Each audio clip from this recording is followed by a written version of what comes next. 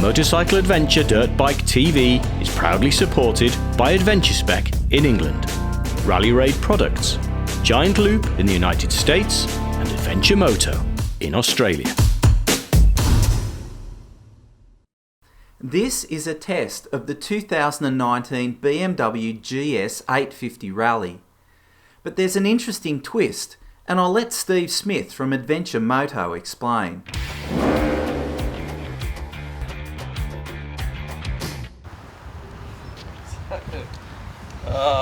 Hey, look at this. This is beautiful. Well, this is the 850 BMW 850 Rallye that we're giving away at the end of the year. I actually really love this bike. I've come off a Rallye 1200 and I've only had a few rides on this, so we're not riding it too much. We want to give it away without too many Ks on the clock. But I believe... Now, a couple of hours earlier, Greg Yeager of Ride ADV Workshop began fitting all the accessories to this bike. So let's see what Greg got up to. Righto, so the bash plate's on, Dave. Now we're going to put the crash bars on. I just had a quick glance at the instructions. We'll go under the main engine mount bolt here. So it says to support the engine. So we'll use the bash plate that we've just installed.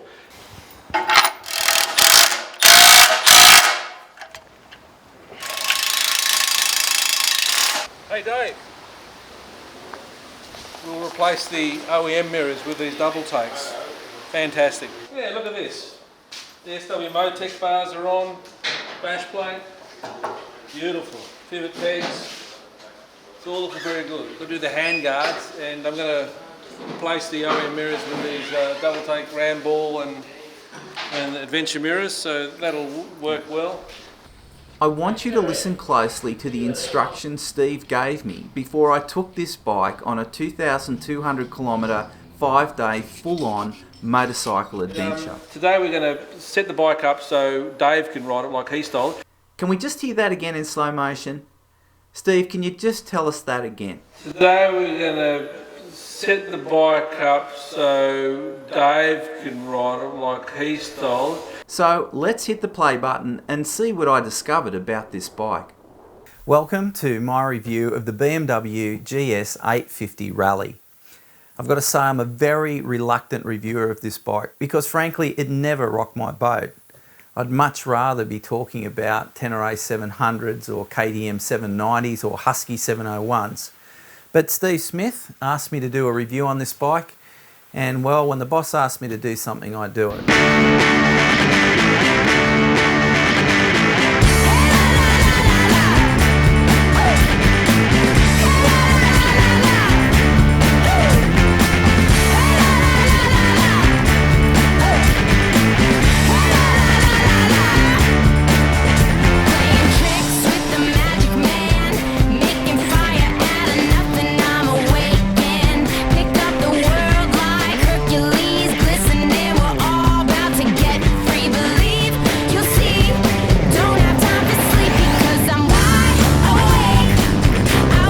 Scrapping with these dirt bikes on open twin trail, carrying all my gear for 5 days worth of adventure, tells me so much about the BMW GS 850 Rallye. And it's all good. Laced with a spoke to 21-inch front and 17-inch rear wheel combination, supported by great steering geometry and reasonable suspension, this bike has very good dirt manners and carries its 230 kilogram weight pretty well. The bike feels planted and solid and responds well to standing on the pegs and riding it like a big dirt bike. So for those that like to read the last 3 pages of the story first, let's save you the effort. This is a highly capable mid-capacity adventure bike that will take you anywhere, and along the way you'll have a heap of fun. For those that want to learn more about the bike, stand by. When we first kick our leg over adventure bikes, we don't go for the gadgets and doodads. What we do is we grab the key, we stick it in the ignition, we start the bike and we ride it.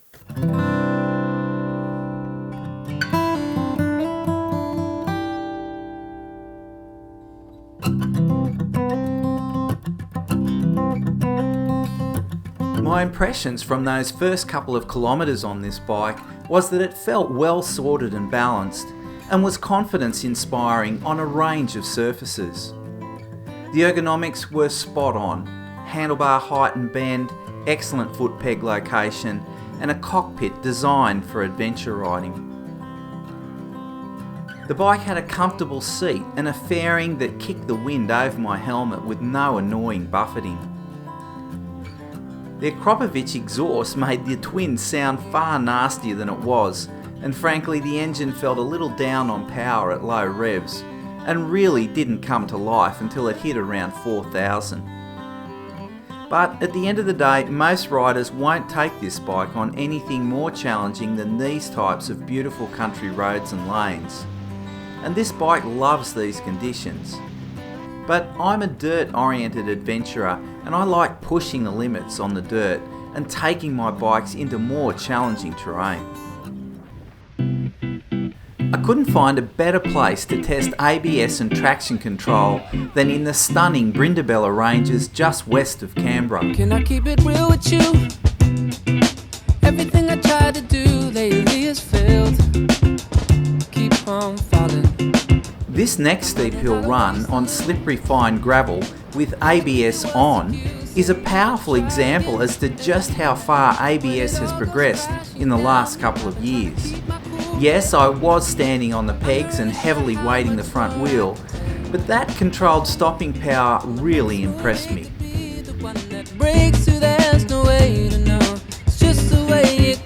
Sometimes it works out, sometimes it doesn't. But you gotta roll with the punches, just roll with the punches. Sometimes it takes off, sometimes it breaks down. But you gotta roll with the punches, just roll with the punches. Yeah, we know life won't always go our way. Now, time to climb out of the valley. I'm starting with traction control on, and despite it being pretty steep, in the first section of this hill, the rear continues to get traction. The beauty of this system is that I can turn traction control on and off on the fly, which is such a convenient feature for adventure riding. For example, when we come across a section of wet slippery clay on an uphill section that you weren't expecting. In this case, I hit some slippery blue metal gravel, and the traction control nearly brings me to a standstill. But with a push of a button, traction control is off, and I'm on my way. Sometimes it works out, sometimes it doesn't. But you gotta roll with the punches, just roll with the punches. Sometimes it takes. But most adventure riders who spend a large amount of time on the dirt turn ABS and traction control off, particularly on fast-flowing and fun trails like this one, where rear wheel braking and acceleration can be used to kick the back wheel out and steer the bike. But I was happy selecting Enduro mode that limited back wheel spin but left enough power to set the bike up going into the corner and power out with a little sideways movement. Alright now, come on. Try a little song here. Sing along with me, yeah, yeah, okay. Yeah, yeah. When these punches keep on coming, but I won't keep on running. I've never been a fan of tubeless tyres for adventure riding. My preference has always been for tubes. On this channel, I just conducted a survey and found that 70% of riders preferred tubeless tyres. My recent experience may very well have changed my mind.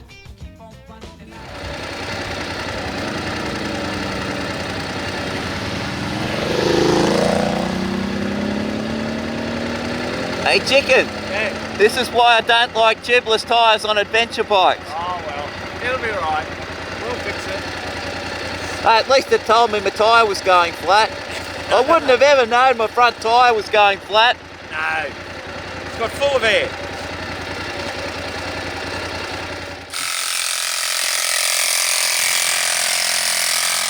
Hey chicken, this is the first time I've used you for roadside assist. No glue with it? No. That's all. We'll have to spit on it then to get it in, that's all. Or blow on it. It's a lubricant really, the glue, isn't it? The other one ready? No, I haven't. Why would I have it ready? That was my job, wasn't it? You were pumping it. 3 twists and we're out. You reckon? Yeah, maybe. Rip. All care taken, no warranty given. Chicken? Fucking marvel. You want right. Gotta be happy with that. That's the beauty about a tubeless tyre. Well, you got a good point there, haven't you? Well, if you punctured a tube there, we'd be in trouble because evidently something's gone right through. Yeah, no, it's a good point you raise. First thing I've raised this morning. Where's our... Told you about the wire.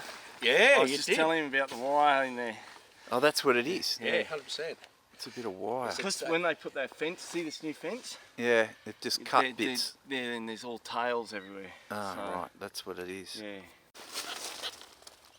God, I'm not having a lucky day. I'm just driving along this road and I picked up a bit of fence wire. It nearly tore my leg off. I was so lucky I got my foot out in time. It's wrapped around the bike. It flipped up. Sorry, smashed the back of the rear light.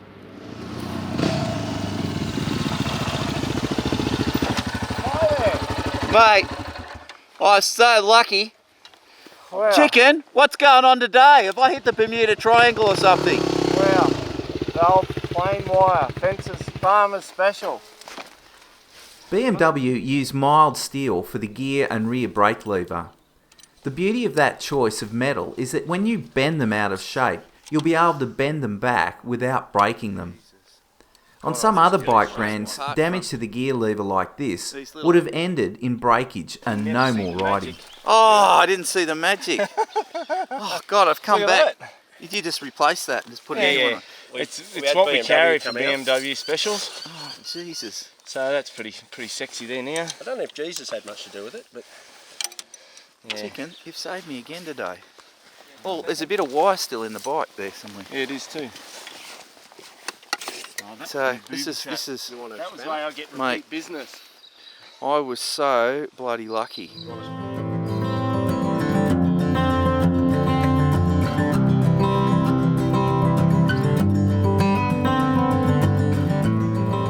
Suspension on the bike is okay. I was impressed with the rear more than the front, as it's electronically controlled and adjusted for additional load or for a passenger.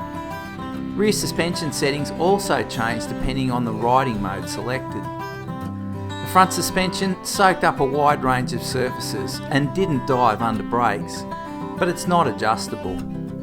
I did bottom out the front a couple of times and that ended with a sudden unpleasant jolt. Now, I've got one thing to admit to you, and that is that I didn't know what a quick shift was. And it wasn't until day 3 that someone told me how it works. And boy, oh boy, is that some fun. Holding the bike at about 4,000 revs and just clicking through the gears. It means that your acceleration, I don't know, over 300 or 400 metres is probably about 25% quicker. And I found myself coming up on the corners a lot quicker than I would had I been changing manually. And that was a lot of fun. But it's also really good for adventure riding as well, where you're under power in a corner or you want to maintain your speed and you can just click up a gear and the power just keeps coming down. And it's wonderful. And it's something that was a lot of fun. The display can be seen in all levels of light, can be covered in dust and it's still easily readable. The same with the Garmin GPS, very easily readable. The only thing I'd say to you though, when you're standing up on a bike, I would prefer my GPS above my instrument panel to keep your eyes up high. I had a tendency sometimes during this navigational ride to pull my eyes down to look at the GPS, and pounds to pence, that's the time when you're going to make a mistake and run off the road. Another great success on this bike is the pivot pegs. They actually work perfectly with the gear lever and the alt-rider brake extender down there. They just work perfectly and give you a good feel of braking and changing gears. Lights on the bike were excellent. High beam gave a great throw, but more importantly, the low beam that you've got to deal with for many of your longer parts of your ride sometimes was a really good spread. The LED lights really gave a powerful illumination of the road, and I was really impressed with them. Here's the Bug Busters, an essential item on any adventure bike. This bike comes fitted with soft luggage from Giant Loop. The Diablo tank bag carried my camera gear, mobile phone and other stuff. The Giant Loop Moto Trek panniers provided me with 50 litres of packable volume, and these panniers are waterproof and work well with the pannier racks. I've left the bike covered in dust. I mean, everyone does reviews and the bike is, you know, shiny, bright and sparkling. Well, at the end of the day, we ride these bikes in the dirt, and this bike has proved itself, and it should wear this dust and dirt with honour. It's true, I was reluctant to review this bike, but I'm so glad I did.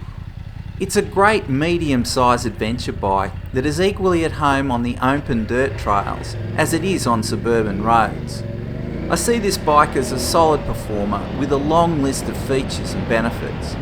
It's a pity the engine lacks low-down power under 4,000 revs, a place where power is relied upon by dirt-oriented adventure riders to drive out of the apex of corners.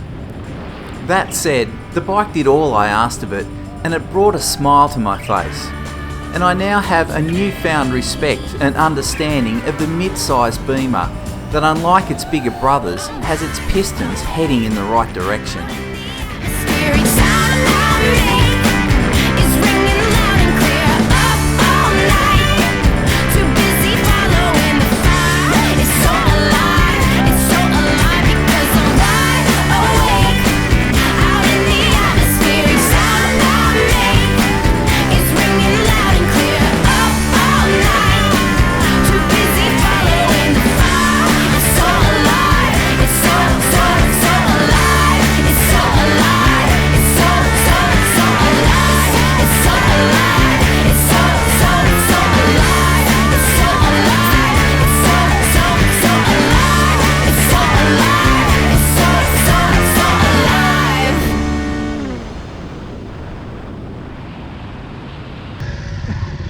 How good was that?